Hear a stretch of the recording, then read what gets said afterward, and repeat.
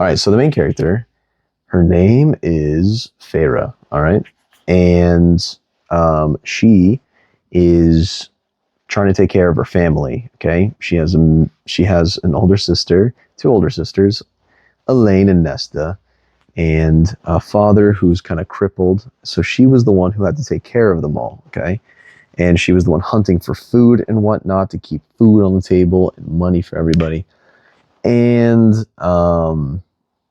yeah, and while she was hunting one day, she ran into a deer. Okay, and this wolf was about to attack this deer and steal all of her food. So she was like, I ain't having that. I'm going to kill that wolf before the wolf kills the deer. So then she killed the wolf. Now here's the part that sucks.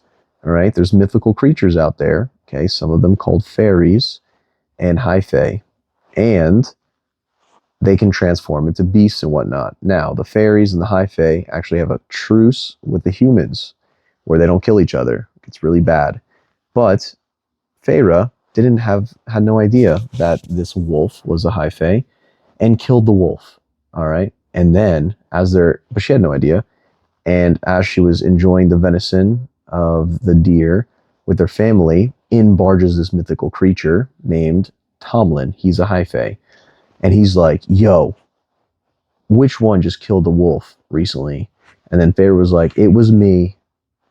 And then he's like, all right, I can either kill you right now, or I'm going to take you with me to Prythian, which is the land of the fairies and the high fae. And then Feyre was like, all right, fine, I'll go with you. Fuck it.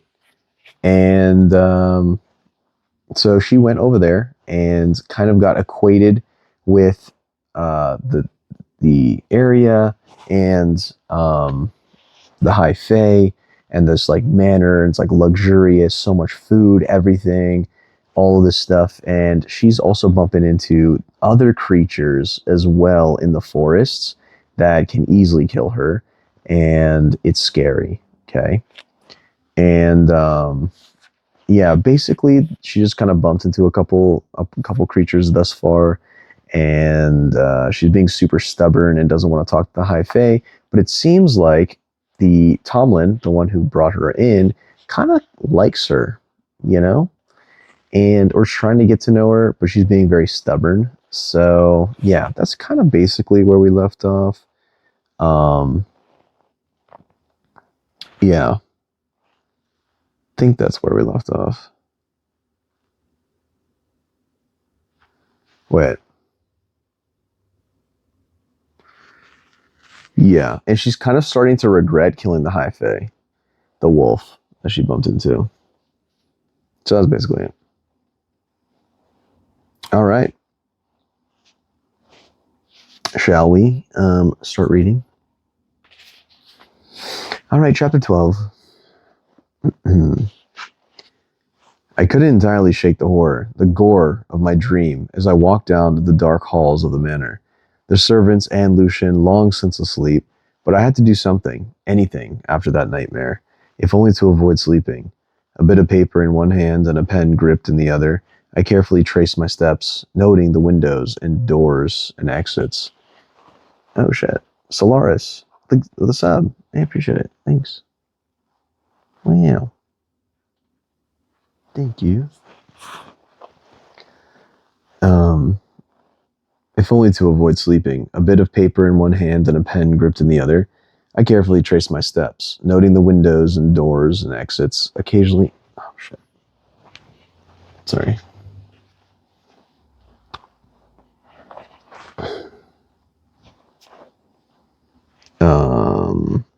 Occasionally jotting down vague sketches and X's on the parchment.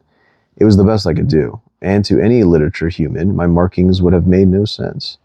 But I couldn't write or read more than basic letters, and my makeshift map was better than nothing. If I were to remain here, it was essential to know the best hiding places, the easiest way out, should things ever go badly for me. I couldn't entirely let go of the instinct. It was too dim to admire any of the painting linings the walls, and I didn't dare risk a candle. These past 3 days, there had been servants in the halls when I'd work up the nerve to look at the art, and the part of me that spoke with Nesta's voice had laughed at the idea of an ignorant human trying to admire fairy art. Some other time, then, I told myself. I would find another day, a quiet hour when no one was around, to look at them. I had plenty of hours now, a whole lifetime in front of me, perhaps. Perhaps I'd figure out what I wished to do with it. I crept down the main staircase, moonlight flooding the black and white tiles of the entrance hall. I reached the bottom, my bare feet silent on the cold tiles, and listened. Nothing. No one. I set my little map on the foyer table and drew a few X's and circles to signify the doors, the windows, the marble stairs, and the front hall. I would become so familiar with the house that I could navigate it even if someone blindfolded me. A breeze announced his arrival, and I turned from the table toward the long hall, to the open glass door to the garden. I'd forgotten how huge he was in his form, forgotten the curled horns and lupine face, the bear-like body that moved with a feline fluidity. His green eyes glowed in the darkness, fixing on me, and as the doors snicked shut behind him, the clicking of claws on marble filled the hall. I stood still, not daring to flinch, to move a muscle. He limped slightly, and in the moonlight, dark, shining stains were left in his wake. He continued toward me, stealing the air from the entire hall. He was so big that the space felt cramped, like a cage. The scrape of claw, a huff of even breathing, the dripping of blood. Between one step and the next, he changed forms, and I squeezed my eyes shut at the blinding flash. When at last my eyes adjusted to the returning darkness, he was standing in front of me, standing but not quite there. No sign of the baldric or his knives. His clothes were in shreds. Long, vicious slashes made me wonder how he wasn't gutted and dead. But the muscled skin peering out beneath his shirt was smooth, unharmed. Did you kill the bog? My voice was hardly more than a whisper. Yes, a dull, empty answer. As if he couldn't be bothered to remember to be pleasant. As if I were at the very, very bottom of a long list of priorities. You're hurt, I said even more quietly. Indeed, his hand was covered in blood, even more splattering on the floor beneath him. He looked at it blankly, as if it took some monumental effort to remember that he even had a hand, and that it was injured. What effort or will and strength had it taken to kill that bog, to face the wretched menace? How deep had he had to dig inside himself to whatever immortal power and animal that lived there to kill it? He glanced down at the map of the table, and his voice was void of anything, and any emotion, any anger or amusement, as he said, "What is that?" I snatched up the map. I thought I should learn my surroundings. Drip, drip, drip. I opened my mouth to point out of his sand again, but he said, "You can't write, can you?" I didn't answer. I didn't know what to say. Ignorant, insignificant human. No wonder you became so adept at other things. I suppose he was so far gone in thinking about his encounter with the bog that I didn't realize the compliment he'd given me, if it was a compliment. Another splatter of blood on the marble. Where can we clean up your hand? He lifted his head to look at me again, still and silent and weary. Then he said, "There's a small infirmary." I wanted to tell myself that it was probably the most useful thing I'd learned all night, but as I followed him there, avoiding the blood he trailed, I thought of what Lucian had told me about his isolation, that burden. Thought of that Tomlin had mentioned about how these estates should not have been this, and felt sorry for him.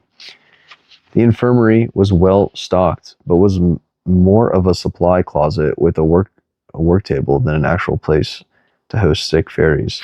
I suppose that was all they needed when they could heal themselves with their immortal powers, but this wound wasn't healing. Tomlin slumped against the edge of the table, gripping his injured hand at the wrist. Oh shit. Sleepy Bunny, thanks for the sub. Appreciate it. Thanks.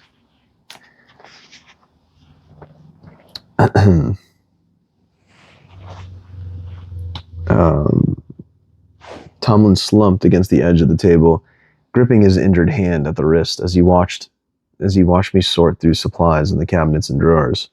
When I gathered what I needed, I tried not to balk at the thought of touching him, but I didn't let myself give in to my dread as I took his hand, the heat of his skin like an inferno against my cool fingers.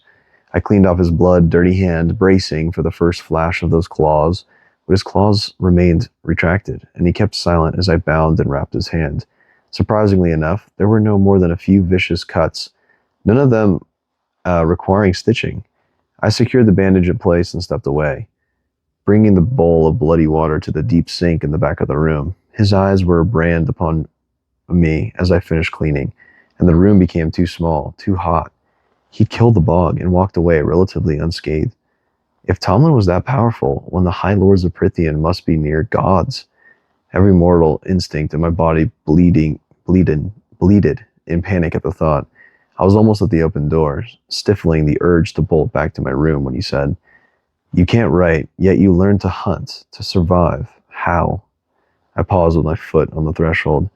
That's what happens when you're responsible for lives other than your own, isn't it? You do what you have to do. He was still sitting on the table, still straddling the inner line between the here and now and whatever he had to go in his mind to endure the fight with the bog. I met his feral and glowing stare. "You aren't what I expected for a human," he said. I didn't reply, and he didn't say goodbye as I walked out. The next morning, as I made my way down to the grand staircase, I tried not to think too much about the clean, washed marble tiles on the floor below.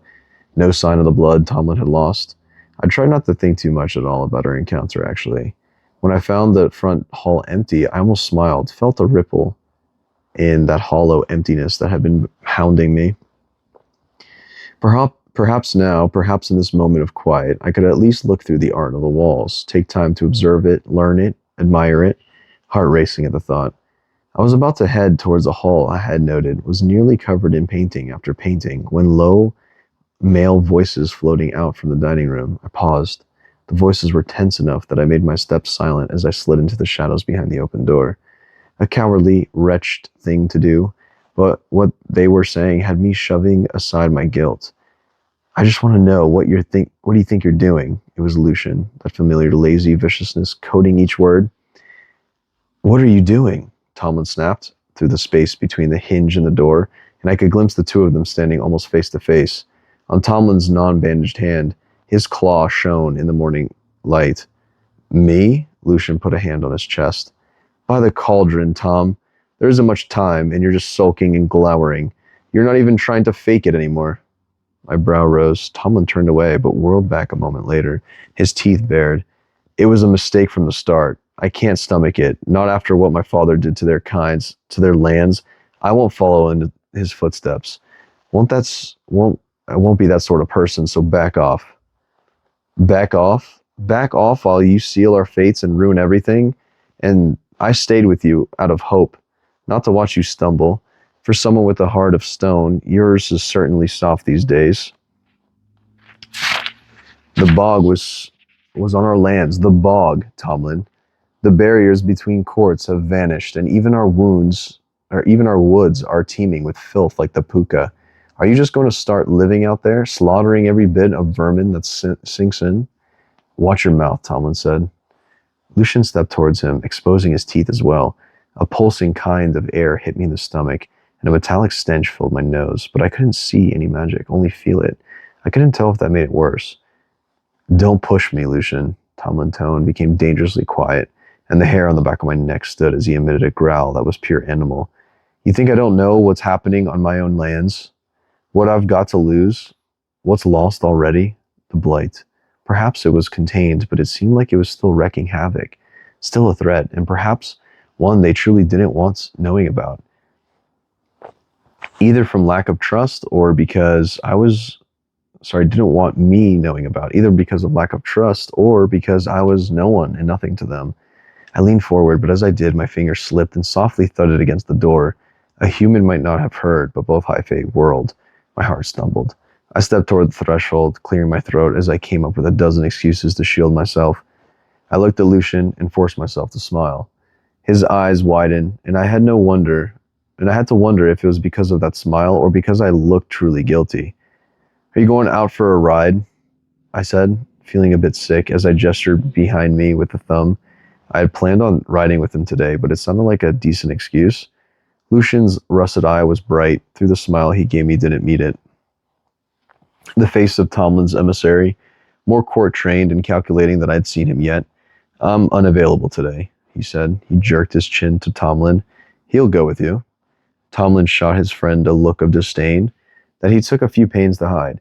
His unusual baldric was armed with more knives than I'd ever seen before, and their ornate metal handles glinted as he turned to me, his shoulders tight. Whatever you want to go, just say so. The claws of his free hand slipped back under the skin. No, I almost said it out loud as I turned pleading eyes to Lucian. Lucian merely patted my shoulder as he passed by. Perhaps tomorrow, human. Alone with Tomlin, I swallowed hard. He stood there waiting. I don't want to go for a hunt, I finally said quietly. True. I hate hunting. He cocked his head. Then what do you want to do?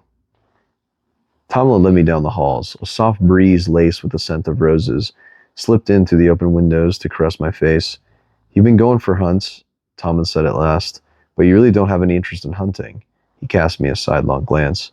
No wonder you two never catch anything.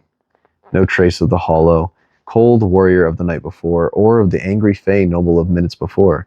Just Tomlin right now, it seemed. I'd be a fool to let my guard down around Tomlin, to think that his acting naturally meant anything, especially when something was so clearly amiss at his estate. He'd taken down the bog, and that made him the most dangerous creature I've ever encountered. I didn't quite know what to make of it, and said something somewhat stiltedly. How's your hand? He flexed his bandaged hand, studying the white bindings stark and clean against his sun-kissed skin. I didn't thank you. You don't need to. But he shook his hand, and his golden hair caught and held the morning light as if it were spun from the sun itself. The bog's bite was crafted so to slow the healing of High Fae long enough to kill us.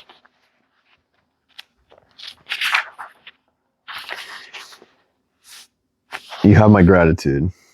When I shrugged it off, he added, How did you learn to bind wounds like this? I can still use the hand even with the wrappings. Trial and error. I had to be able to pull a bowstring the next day. He was quiet as he turned down another sun-drenched marble hallway, and I dared to look at him. I found him carefully studying me, his lips in a thin line. Has anyone ever taken care of you? He asked quietly. No. I'd long since stopped feeling sorry for myself about it. Did you learn to hunt in a similar manner? Trial and error? I spied on hunters when I could get away with it, and then practiced until I hit something. When I missed, we didn't eat, so learning how to aim was the first thing I figured out. I'm curious, he said casually. The amber in his green eyes was glowing. Perhaps not all traces of that beast warrior were gone. Are you ever going to use that knife you stole from my table? I stiffened. How did you know? Beneath the mask, I could have sworn his brows were raised. I was trained to notice those things, but I could smell the fear on you more than anything, I grumbled. I thought no one noticed. He gave me a crooked smile, more genuine than all of the fake smiles and flattery he'd given me before. Regardless of the treaty, if you want to stand a chance of escaping my kind, you'll need to think more creatively than stealing dinner knives. But with your affinity for eavesdropping, maybe you'll someday learn something valuable. My ears flared with heat. I wasn't sorry, I mumbled, but I ran through what I'd overheard. There was no point in pretending I hadn't eavesdropped. Lucian said you didn't have much time. What did he mean? Are more creatures like the bog going to come here thanks to the blight?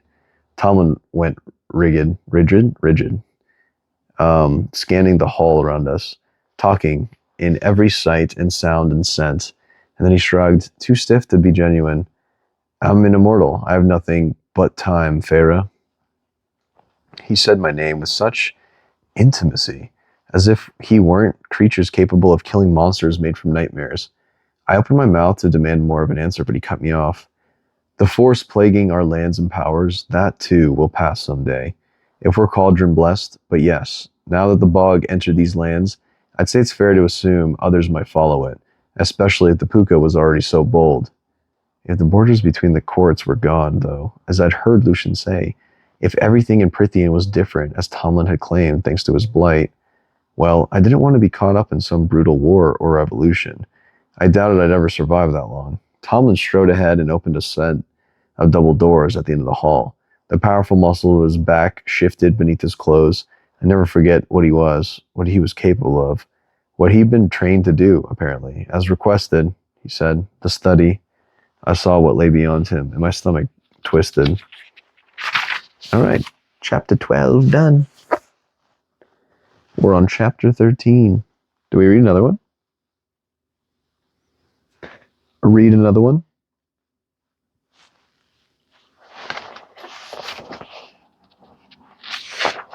More? Yeah? Alright. Let's do it. Okay. Tomlin waved his hand, and 100 candles sprang to life. Whatever Lucian had said about magic being drained and off-kilter, thanks to the blight, clearly hadn't affected Tomlin as dramatically. Or perhaps he'd been far more powerful to start with. If he could transform his sentries into wolves whenever he pleased, the tang of magic stung my senses, but I kept my chin high, that is, until I peered inside. My palms began sweating as I took in the enormous, opulent study. Tomes lined each wall, like the soldiers of silent army, and couches, desks, and rich rugs were scattered throughout the room. But it had been over a week since I left my family. Oh, I think it's raining, sorry.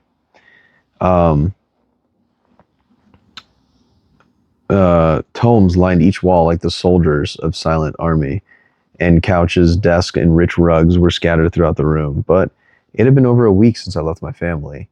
Though my father had said never to return, though my vow to my mother was fulfilled, I could at least let them know I was safe, relatively safe, and warn them about the sickness sweeping across Prythian that might someday soon cross the wall. There was only one method to convey it. "Do you need anything else?" Tomlin asked, and I jerked. He still stood behind me. "No," I said, striding him into the study. I couldn't think about the casual power he'd just shown, the grateful carelessness with which he'd brought so many flames to life. I had to focus on the task at hand. It wasn't entirely my fault that I was secretly able to read. Before our downfall, my mother had solely neglected our education, not bothering to hire a governess. And after poverty struck and my elder sisters, who could read and write, deemed the village school beneath us, they didn't bother to teach me. I could read enough to function, enough to form my letters, but so poorly that even signing my name was mortifying. It was bad enough that Tomlin knew. I would think about how to get the letter of them once it was finished. Perhaps I could beg a favor of him or Lucian. Asking them to write it would be too humiliating. I could hear their words, typical, ignorant human. And since Lucian seemed convinced that I would turn spy the moment I could, he would no doubt burn the letter. And any time I tried to write, or any I tried to write after, so I'd have to learn myself. "I'll leave it to you then," Tomlin said, as our silence became too prolonged, too tense. I didn't move until he closed the doors, shutting me inside. My heart pulsated throughout my body as I approached a shelf.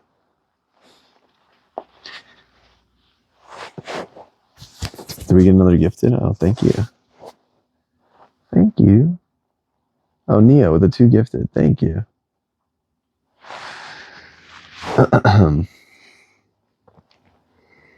I had to take a break for dinner and to sleep, but I was back in the study before the dawn had fully risen. I found a small writing desk in a corner and gathered papers and ink. My finger traced a line of text, and I whispered the words. "She grabbed her shoe, standing from her paw. I sat back in my chair and presented the heels of my palms into my eyes. When I felt less near to ripping out my hair, I took the quill and underlining the word "position" with a shaking hand, I did my best to copy letter after letter onto the ever-growing list I kept beside the book. There was at least 40 words to it. Their letters malformed and barely legible. I would look up their pronunciations later. I rose from the chair, needing to stretch my legs, my spine, or just to get away from the lengthy list of words I didn't know how to pronounce, and the permanent heat that now warmed my face and neck. I suppose the study was more of a library, as I couldn't see any of the walls thanks to the small labyrinths of stacking flanking the main area and mezzanine dangling above, covered wall to wall in books, but study sounded less intimidating. I meandered through some of the stacks, following a trickle of sunlight to a bank of windows on the far side. I found myself overlooking a rose garden, filled with dozens of hues of crimson and pink and white and yellow. I might have allowed myself a moment to take in the colors, gleaming with dew under the morning sun, had I not glimpsed the painting that stretched along the wall beside the windows. Not a painting, I thought, blinking as I stepped back to the view, its massive expanse. No, it was, I searched for the word in that half-forgotten part of my mind. Muriel. That's what it was.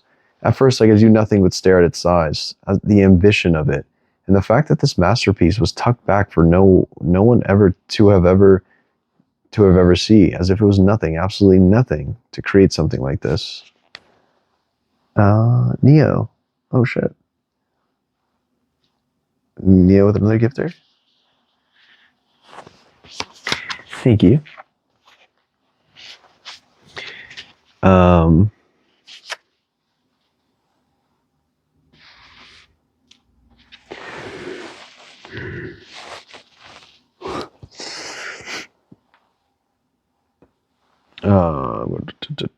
absolute. Okay. Well, where was I? This masterpiece was tucked back here for no one to ever see, as if it was nothing, absolutely nothing, to create something like this. It told a story with the way colors and shapes and light flowed, the way the tone shifted across the mural. The story of Prythian. It began with a cauldron, a mighty black cauldron held by glowing, slender female hands in a starry, endless night. Those hands tipped it over, golden sparking, liquid pouring over the lip. No, not sparkling, but evanescent, with small symbols, perhaps of some ancient fairy language. Whatever was written there, whatever it was, the contents of the cauldron were dumped into the void below, pooling on the earth to form our world.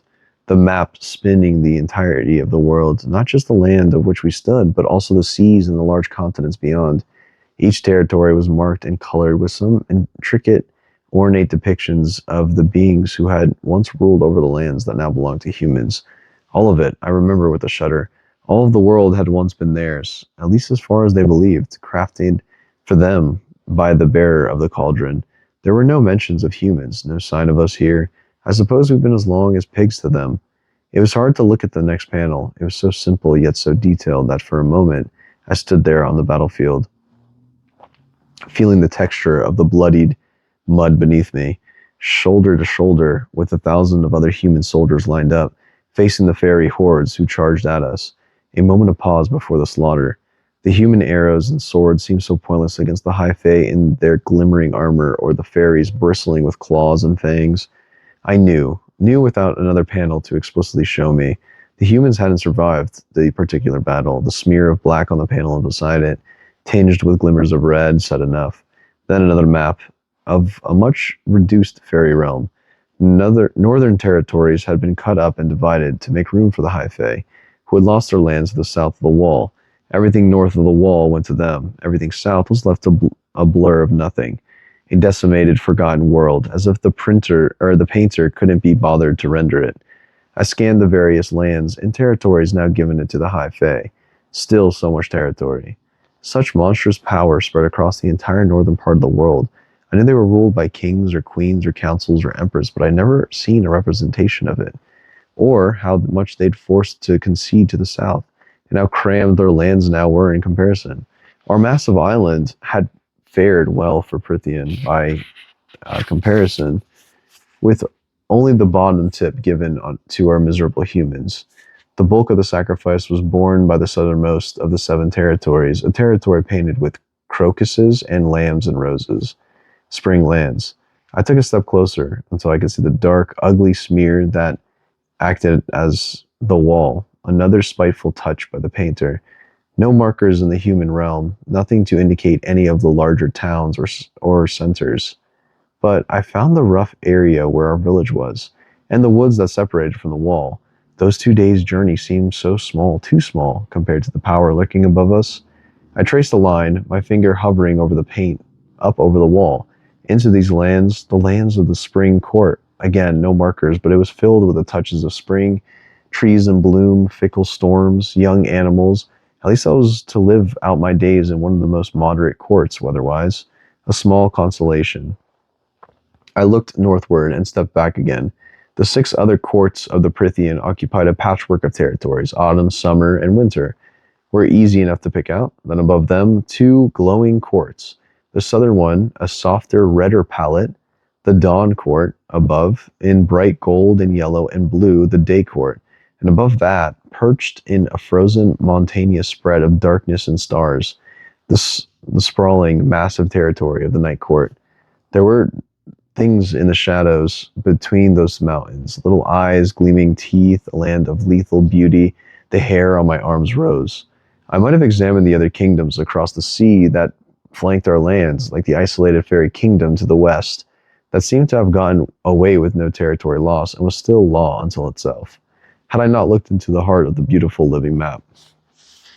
In the center of the land, as if it were the core around which everything else had spread, or perhaps the place where the cauldron's liquid had first touched, was a small, small mountain range. From it across a mammoth, solitary peak, bald of snow, bald of light, as if the elements refused to touch it.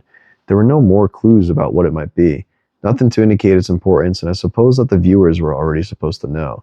This was not a mural for human eyes. With that thought, I went back to the little table. At least I learned the layout of their lands, and I knew to never ever go north. I eased into my seat and found my place into the book, my face warming as I glanced at the illustrations scattered throughout. A children's book, and yet I could scarcely make it through its 20 pages or so. Why did Tomlin have children's books in his library? Were they from his own childhood, or in the anticipation of children to come? It didn't matter. I couldn't even read them. I hated the smell of these books, the decaying rot of the pages, the mocking whisper of the paper, the rough skin of the binding. I looked at the piece of paper, and all those words I didn't know. I bunched my list in my hand, crumbling the paper into a ball, and chucked it into the rubbish bin. I could help you write to them, if that's what you're in here. That's why you're in here. I jerked back in my seat, almost knocking over the chair, and whirled to find Tomlin behind me, a stack of books in his arms. I pushed back against the heat rising in my cheeks and ears, and panic at the information he might be guessing I've been trying to send. Help? You mean a fairy is passing up the opportunity to mock an ignorant mortal? He set the books down on the table, his jaw tight. I couldn't read titles glinting on the leather spines. Why should I mock you for a shortcoming that isn't your fault? Let me help you. I owe you for the hand. Shortcoming. It was a shortcoming. Yet it was one thing to bandage his hand, to talk to him as if it wasn't a predator built to kill and destroy, but to reveal how little I truly knew, to let him see that part of me that was still a child, unfinished and raw. His face was unreadable. Though there had been no pity in his voice, I straightened. I'm fine. You think I've got nothing better to do with my time than come up with elaborate ways to humiliate you? I thought of that smear of nothing that the painter had used to render the human lands and didn't have an answer. At least not one that was polite. I give enough already to them. Tomlin shook his head. So you'll let Lucian take you on hunts, and Lucian, I interrupted quietly but not softly, doesn't pretend to be anything but what he is. What's that supposed to mean? He growled, but his claws stayed retracted, even as he clenched his hands into fists at his sides. I was definitely walking a dangerous line, but I didn't care. Even if he offered me a sanctuary, I didn't have to fall at his feet. It means, I said, with the same cold quiet, that I don't know you. I don't know who you are, or what you really are, or what you want. It means you don't trust me. How can I trust a fairy? Don't you delight in killing and tricking us? His snarl set of flames and the candles guttering. You aren't what I had in mind for a human, believe me. I could almost feel the wounds deep in my chest as it ripped open. All those awful silent words came pouring out. Illiterate, ignorant, unremarkable, proud, cold, all spoken from Nesta's mouth, all echoing in my head with her sneering voice. I pinched my lips together. He winced and lifted a hand slightly, as if about to reach for me. Feyre, he began, softly enough that I just shook my head and left the room. He didn't stop me. But that afternoon, when I went to retrieve my crumpled list from the wastebasket, it was gone, and my pile of books had been disturbed. The tiles of the order, it had probably been a servant, I assured myself, calming the tightness of my chest. Just Alice or some other bird-masked fairy cleaning up. I hadn't written anything incriminating. There was no way he'd known I'd been trying to warn my family. I doubt he would punish me for it, but our conversation earlier had been bad enough. Still, my hands were unsteady as I took my seat at the little desk and found my place in the book I'd used that morning. I knew it was shameful to mark the books with ink, but if Tomlin could afford gold plates, he could replace a book or two. I stared at the book without seeing the jumble of letters. Maybe I was a fool for not accepting his help, for not swallowing my pride and having him write the letter in a few moments. Not even a letter of warning, but just to let them know I was safe. If he had better things to do with his time than come up with ways to embarrass me, then surely he had better things to do than help me write letters to my family. And yet he offered. A nearby clock chimed the hour. Shortcoming, another one of my shortcomings. I rubbed my brows with my thumb and forefinger.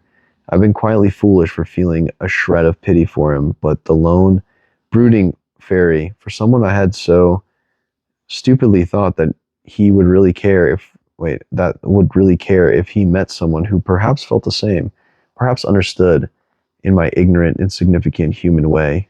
What is it like to bear the weight of caring for others? I should have let his hand bleed that night. Should have known better than to think that maybe there would be someone, human or fairy, of whatever, who could understand what I had become these past few years.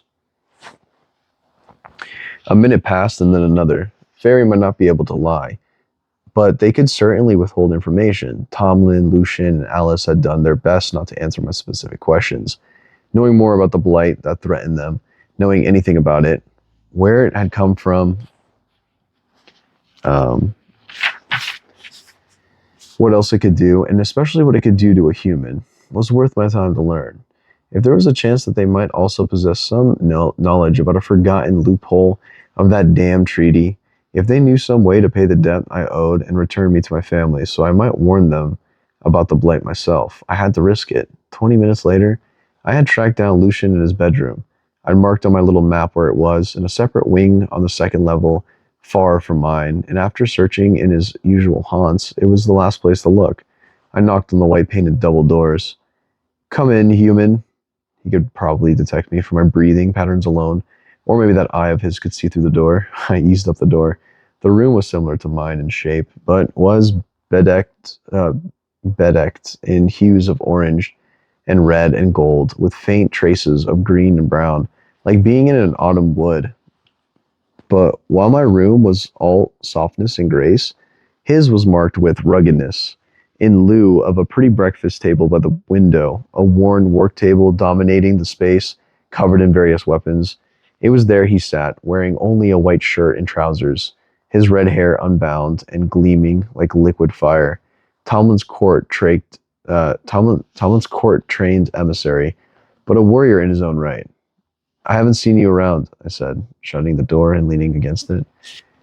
"I had to go sort out some hotheads on the northern border. Official emissary business," he said, setting down the hunting knife he'd been cleaning a long, vicious blade. "I got back in time to hear your little spat with Tom, and decided I was safer up here. I'm glad to hear your human heart was warm to me, though. At least I'm not on the top of your killing list." I gave him a look. "Well," he went on, shrugging, "it seems that you managed to get under Tom's fur enough that he sought me out and nearly bit my head off. So I suppose I can thank you for ruining what should have been a peaceful lunch. Thankfully for me, there's been a disturbance out in the western forests, and my poor friend had to go deal with it in the way only he can. I'm surprised you didn't run into him on the stairs. Thank the forgotten gods for some small mercies." "What sort of disturbance?" Lucian shrugged, but the movement was too tense to be careful. "The usual sorts, unwanted, nasty creatures raising hell." Good that Tomlin was away, and wouldn't be here to catch me in what I planned to do. Another bit of luck. "I'm impressed you answered me that much," I said casually as I could, thinking through my words. "But it's too bad you're not like the serial, spouting any information I want if I'm clever enough to snare you." For a moment he blinked at me, then his mouth twisted to the side, and that metal eye whizzed and narrowed to me. "I suppose you won't tell me what you want to know." You have your secrets, and I have mine," I said carefully. I couldn't tell whether he wanted to try and convince me otherwise, if I told him the truth. "But if you were a serial," I added with deliberate slowness, in case he hadn't caught my meaning, "how exactly would I trap you?" Lucian set down the knife and picked at his nails for a moment. I wondered if he would tell me anything at all. Wondered if he would go right to Tomlin and tattle. But then he said, I'd probably have a weakness for groves of young birch trees in the western woods, and freshly slaughtered chickens, and would probably be so greedy that I wouldn't notice the double loop snare rigged around the groove to pin my legs in place. I didn't dare ask why he had decided to be accommodating. There was still a good chance he wouldn't mind seeing me dead, but I wouldn't risk it. I somehow prefer you as a high fae. He smirked, but the amusement was short-lived. If I were insane and stupid enough to go after Cyril, I'd also take a bow and quiver and maybe a knife just like this one. He sheathed the knife he cleaned and set it down at the edge of the table, an offering. And I'd be prepared to run like hell when I freed it, to the nearest running water, which they hate crossing. But you're not insane, so you'll be here safe and sound. I'll be conveniently hunting on the grounds, and with my superior hearing, I might be feeling generous enough to listen if someone screams from a western woods. But it's a good thing I had no role in telling you to go out today, since Tom would eviscerate anyone who told you to trap a cereal. And it's a good thing I had planned to hunt anyway, because if anyone caught me helping you, there would be trouble of a whole other hell awaiting us. I hope your secrets are worth it. He said it with his usual grin, but there was an edge to it, a warning I didn't miss. Another riddle, and another bit of information, I said. It's a good thing that while you have superior hearing, I possess superior abilities to keep my mouth shut. He snorted as I took the knife from the table and turned to procure the bow from my room. I think I'm starting to like you. I think I'm starting to like you for a murdering human.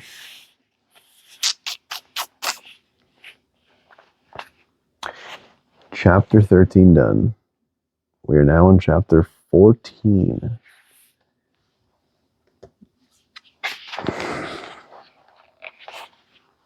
That's good. It's good. We're kind of building the character a bit more. We're understanding more of Feyre's kind of weaknesses. She's so stubborn. Feyre is so stubborn. It's starting to like low-key piss me off. But, you know, it's good. It's good so far. Lucian is funny.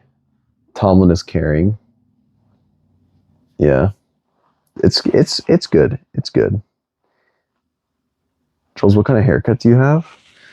I don't know. I just asked them. I want it long. I want to keep my curls, clean up the sides, but don't make it too long where it weighs my hair down. That's what I asked for, and they just do it.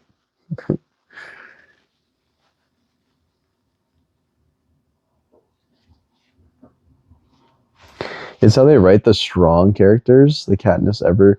It's not that they're strong. I like strong. I love strong characters. It's just that sometimes I think being too stubborn doesn't make you strong. I think it makes you weak. You know? Like if you're too stubborn, it can like limit you. And you know. So I feel like being a little too stubborn can make you weak. Obviously being stubborn is good, but yeah. That's just my only gripe so far. I just think she's a bit too stubborn. Like, I understand she doesn't want to... Okay, here's my take. I understand she doesn't want to just trust these high fae right away, but there's been multiple opportunities where she should have been trusting them a little bit more, or just been a little bit more open. Especially considering they saved her life when they could have easily killed her. And she murdered their friend. And they're still being like nice to them, you know, like I don't know. So I guess that part kind of like, yeah. But other than that, it's good.